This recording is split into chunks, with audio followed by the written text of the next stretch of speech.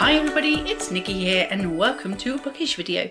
So today I have for you a guilt-free book haul. Yes, guilt-free because I won the book haul token in my Bookgammon TBR for May. So instead of having a limited book allowance using the point system created by Karen, one of my lovely subscribers, I will see if I can leave the link for my point system video in the description box below for you to check out if you're interested in my point system or Karen's point system that I use. Instead of having that limited book allowance, I could buy as many books as I wanted. Turns out, I've discovered that when I give myself permission to buy as many books as I want, I don't actually buy that many. Yet when I have a limited amount of books that I'm allowed to buy, I buy more than I'm supposed to. So if I actually want to curb my book buying sprees, I should just tell myself, buy as many as you want. Buy as many books as you want. Buy all the books. And I might only buy 3 or 4. Because, like, seriously, I don't have that many books to show you. So let's start off with the pre-orders and the gifted books. These don't count in my book allowance anyway, so these are always guilt-free no matter what my allowance is or book haul token winning is. If I've pre-ordered these, they do not count towards my book allowance. So I have 3 books that I pre-ordered. So the first of those was A Court of Silver Flames by Sarah J Maas. This is book 4, I think, in the Throne of Glass series. Not Throne of Glass. It's not Throne of Glass, is it? The Court of Thorns and Roses series. Wow, call myself a fan. Yeah, this is the 4th book, I believe, in the Court of Thorns and Roses series by Sarah J Maas. She's changed the covers. Mid-series, the publishers changed the covers. I do not like these neon bright covers at all. I like the mask. I just wish that the colour was different. Like, if the book had been black and the mask had been orange, that would have been more suitable. I think that was more pretty. But bright orange, not my thing. It's a chunker, but she does like her big books. So yeah, Sarah J Maas, anything she writes, I will purchase because I love her stories. This one is a Waterstones exclusive as well. I think it's got an extra thing in it. I don't know. So it'll have something extra at the back, I'm sure, because there's nothing else special about it. No sprayed edges or anything, which is a shame. But yeah, I purchased that one, or pre-ordered it. The next one I pre-ordered was The Dance Tree by Kieran Millward Hargrave. This is a signed copy with beautiful sprayed and decorated edges like that. I didn't give you a synopsis of The Court of Silver Flames because it is book 4, but I will give you the synopsis for this one. It says, Strasbourg, 1518. In the midst of a blisteringly hot summer, a lone woman begins to dance in the city square. She dances for days without pause or rest, and as she is joined by hundreds of others, the authorities declare an emergency. Musicians will be brought in to play the devil out of these women. Just beyond the city's limits, pregnant Lisbeth lives with her mother-in-law and husband, tending the bees that are their livelihood. And then, as the dancing play gathers momentum, Lisbeth's sister-in-law, Neith, returns from 7 years' penance in the mountains for a crime no one will name. It is a secret that Lisbeth is determined to uncover. As the city buckles under the beat of 1,000 feet, she finds herself thrust into a dangerous web of deceit and clandestine passion, but she is dancing to a dangerous tune. Set in an era of superstition, hysteria, and extraordinary change, and inspired by the true events of a doomed summer, The Dance Tree is an impassioned story of family secrets, forbidden love, and women pushed to the edge. So yes, it sounds like it's going to be, again, another kind of feminist story, which I'm always a little bit dubious about. Some are great, some are not. But I do like Kieran Millwood Hardgrave's writing. I have read most of her stories. I think there's only one or two I haven't read. I've not read her The Mercies, and I've not read The Island at the End of Everything, but I have read everything else that she has written, and I have thoroughly enjoyed all of her books, so I'm expecting to enjoy this one as well. And the next one is an auto by author. Again, I will buy anything that this author writes, and that is Holly Black's Book of Night. This is, I believe, her debut in adults category.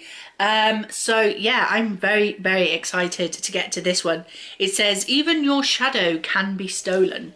So let's have a look at this one. Charlie Hall has never found a lock she couldn't pick, a book she couldn't steal, or a bad decision she wouldn't make.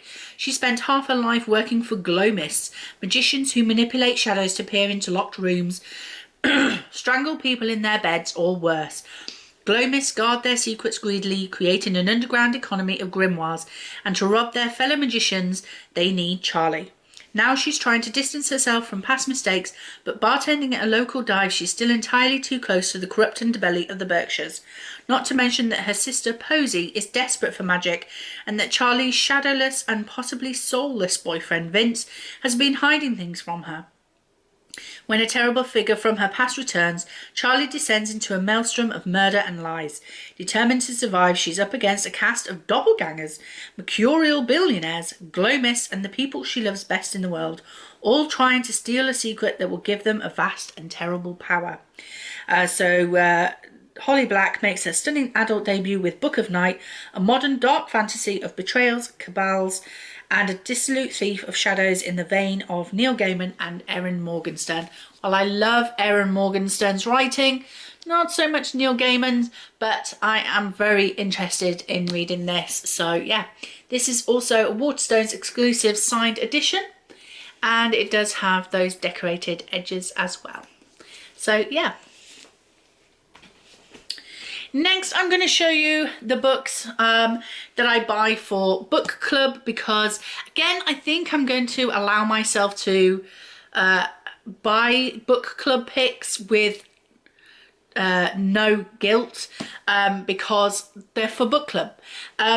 So I didn't actually purchase this.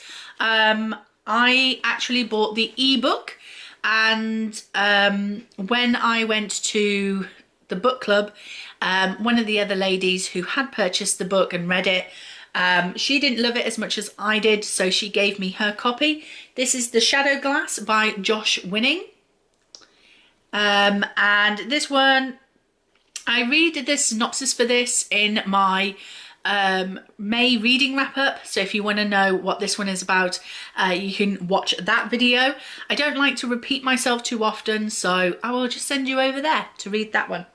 And then the book club pick for June is Storyland, A New Mythology of Britain by Amy Jeffs.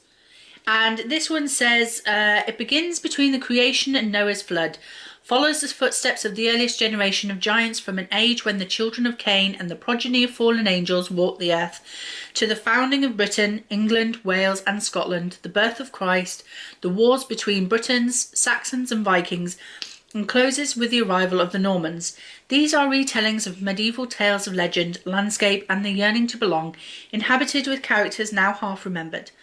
Told with narrative flair, embellished in stunning artworks and glossed with a rich and erudite commentary. We visit beautiful sacred places that include prehistoric monuments like Stonehenge, mountains such as Snowdon and rivers including the story-silted Thames in a vivid collection of tales of a land steeped in myth. So yes, I believe this is a collection of short stories based on the mythology of Britain, which is really, really interesting. This has been shortlisted for Waterstone's Book of the Year in 2021. So yeah, it's absolutely stunning, beautiful artwork inside as well. And I believe they were all carved from they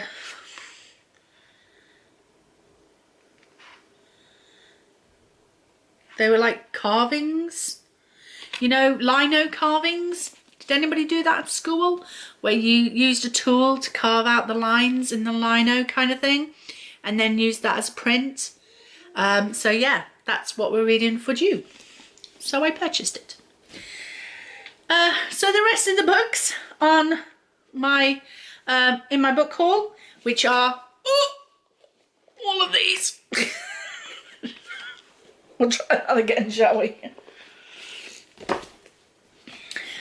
Which was all of these were the books that I bought for the book haul token that I won in Bookgammon. So no guilt for these at all. The first one of those is this one, The Highlander's Runaway Bride by Terry Brisbane. Again, I mentioned this one in my May reading wrap up because I read the first book in this series, which is Stolen by the Highlander. And this one follows a side character in Stolen by the Highlander, and he has his own story in this one. So this says, a pact, a bride, a secret never to be told.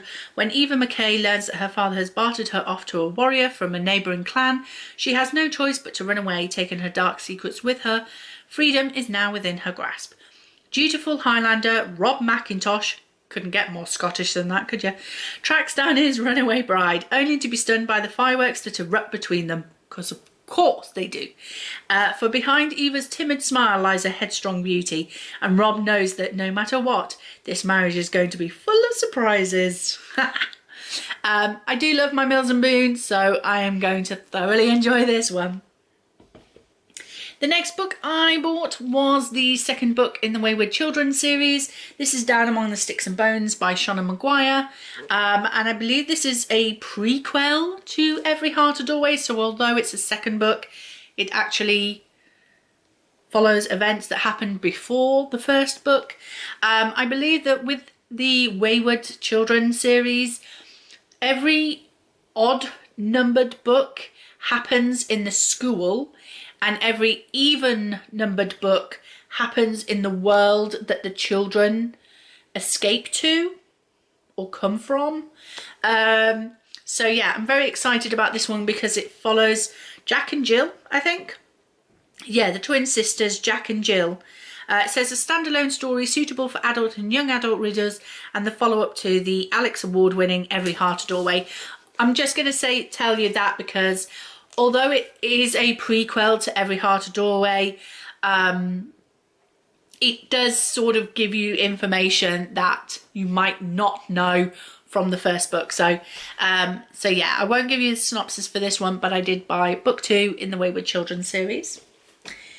Then I bought book 2, Shatter City, book 3, Mirror's Edge, and book 4, Youngbloods, in the Imposter series by Scott Westerfeld. And I love this series. These are basically a continuation series from the Ugly series, which is my favourite series of all time. And the book 2 and book 3 are on my June TBR, so you will be hearing my thoughts about them very soon. Book 4, however, Youngbloods, it's probably going to end up on July's TBR, let's be honest. But yeah, this is, as I say, a continuation of Imposters, which I talk about in my May reading wrap up. So please do check that out if you want to know what this series is all about. And the last book that I purchased was Ariadne by Jennifer Saint. This book has been staring at me since it came out. Look how beautiful it is. Look how gorgeous. My husband has been wanting me to purchase this book simply because it is blue and gold. It's all he cares about. Doesn't care that it's a classical story, doesn't care that it's a retelling or whatever it is of a mythical story. All he cares about is it's blue and gold.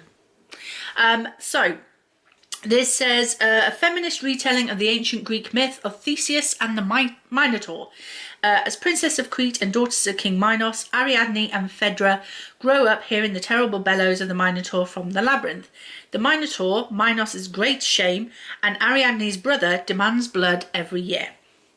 When Theseus, Prince of Athens, arrives in Crete as a sacrifice to the beast, Ariadne falls for him, but helping Theseus defeat the monster means betraying her family, and Ariadne knows that in a world ruled by mercurial gods, drawing their attention can cost you everything. Ariadne has heard too many tales of women being punished for the acts of men. She is determined to set her own fate, but will she find herself sacrificed for her lover's ambition? So yeah, I have a bit of a hit and miss with these mythological retellings, especially when they're feminist ones, but let's hope and pray that I do enjoy this one. So that was it. Short and simple. Told you. I give myself permission to buy as many books as I want, and I buy 1, 2, 3, 4, 5, 6. 6 books. That's not meant to happen. It's not meant to happen this way. But that is it. That is my book haul. Are any of these books interesting for you? Are you going to put any of these on your future TBR? Have you bought any of these books yourself? Are you brought in by the covers of books as well, and don't really care about what the synopsis actually is? Let me know in the comment section down below. So if you did enjoy this video, please like, comment and subscribe, and I will see you in the next one.